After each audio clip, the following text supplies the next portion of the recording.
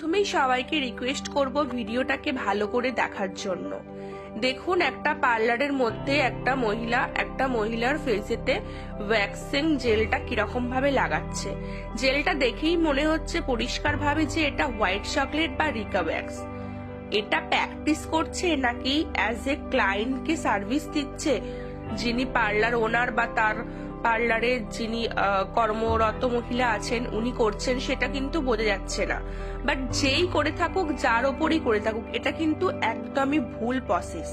এই প্রসেসে কাউকেই করা উচিত না। প্র্যাকটিস কেন, ক্লায়েন্টকে কোনোভাবেই আমরা এটি ইউজ করাতে পারি না। ডাইরেক্ট এইভাবে ফেসেতে ওয়্যাক্সিং জেল আমরা ইউজ করব না। এর ফলে স্কিন বার্ন হয়ে যেতে পারে, পিলিং হয়ে যেতে পারে, না জানি কি কি হতে পারে। আর ইনি কোথাকার গাধা, এইভাবে পুরো মুখটাই লাগিয়ে দিয়েছেন, আবার ভুরুর কাছে লেগে গেছে, ওটাকে আবার হাতে করে মুছছে। ভুরুটাই তো উঠে যাবে। ডাইরেক্ট এটাকে স্ট্রিপসটাকে কাটেও নি, তারপর ডাইরেক্ট ফেসে লাগিয়েছে, জাস্ট কিছু বলার নেই।